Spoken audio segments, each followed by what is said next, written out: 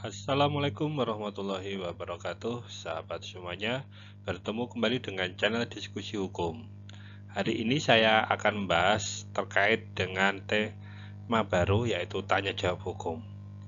Persoalan di sini adalah terkait dengan jual beli tanah, bukan pemilik penjual, tetapi tanah atas nama orang lain. Ini kira-kira pertanyaan yang diajukan di channel ini oleh saudara Askia Nur Syifa.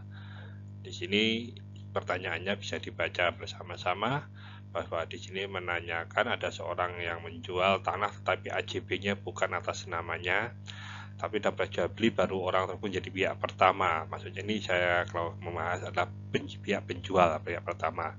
Apakah jual belinya sah, dan apabila terjadi masalah, apakah si pembuat surat tanah atau notaris prakarya terkena pidana nggak, Pak? Mohon penjelasannya. Oke, kita bahas pertanyaan tersebut. Bahwa dari pertanyaannya ada beberapa permasalahan yang ingin ditanyakan dan yang akan saya bahas.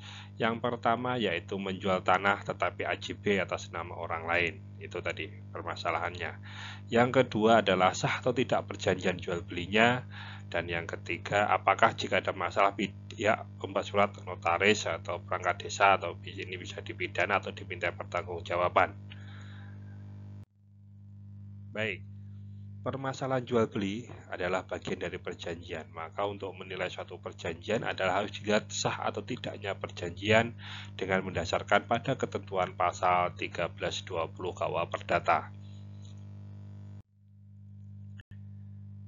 Syarat sahnya perjanjian dalam pasal 1320 KUA Perdata ini ada 4. Yang pertama, kesepakatan para pihak. Yang kedua, kecakapan untuk membuat suatu perikatan. Jadi para pihak ini adalah ada kesepakatan dan tentu ada kecakapan. Yang ketiga ada suatu pokok atau persoalan tertentu, ini mengenai objeknya. Dan yang keempat ada suatu sebab yang tidak terlarang, jadi ada kausa yang halal. Jadi di sini tidak ada pertentangan dengan hukum atau ketertiban kesusilaan yang ada yang berlaku di dalam suatu masyarakat juga tentunya. Jadi 4 hal inilah yang akan kita gunakan bagaimana melihat suatu perjanjian tadi sah atau tidak.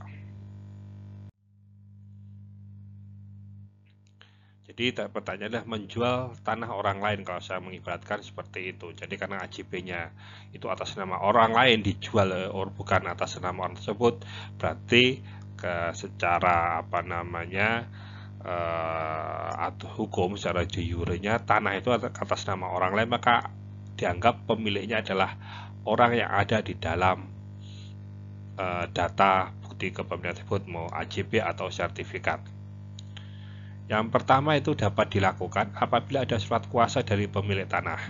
Jadi penjualnya ini mendapat surat kuasa dari orang yang namanya ada di dalam AJB atau mungkin sertifikat begitu. Nah, jika tanah dengan bukti kepemilikan AJB sertifikat atas nama orang lain, pihak penjual dapat melakukan jual beli selama ada surat kuasa. Selama tidak ada surat kuasa, maka penjualan yang dilakukan penjual itu tentu tidak ada landasan hukumnya. Jelas itu adalah melanggar hak dari pemilik tanah tersebut atau nama orang yang ada di sertifikat tersebut atau di AJB.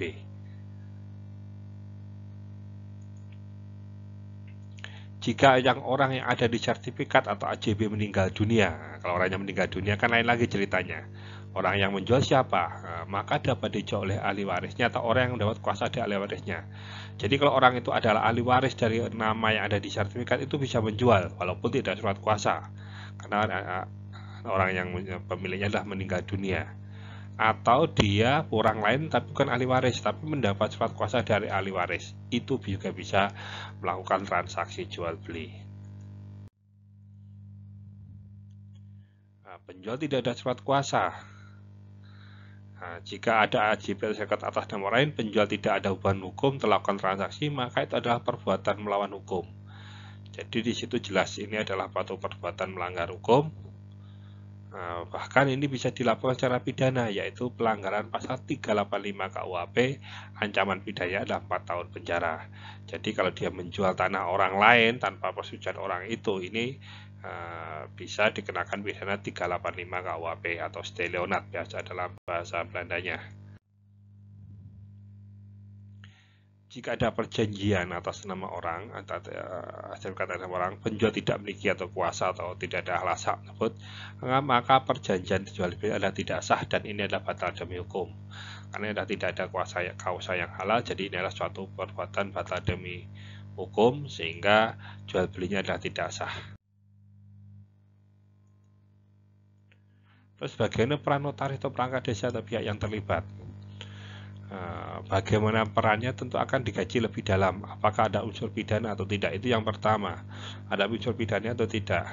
Tapi kalau saya berpendapat seorang notaris atau PPAT atau kepala desa pasti paham mengenai aturan hukum dan tidak akan mau membuat akta atau mencatat suatu perbuatan-perbuatan hukum apabila pihak yang melakukan transaksi tersebut tidak memiliki kewenangan dalam jual beli. Di sini saya yakin seperti itu. Namun demikian, tetapi jika ada keterlibatan memasukkan surat jual beli, yaitu jual belinya dipalsukan, jelas itu adalah pelanggaran pidana yang ada ancaman hukumannya. Dan bahkan apabila ada pihak yang dirugikan bisa menuntut secara keperdataan. Oke, itu tadi penjelasan dari kami. Jika ada pertanyaan, silahkan disampaikan di kolom komentar dan kami akan mencoba menjawabnya. Dan untuk pertanyaan tertentu akan kami buatkan video seperti ini ke depannya, jadi di playlist tanya jawab hukum.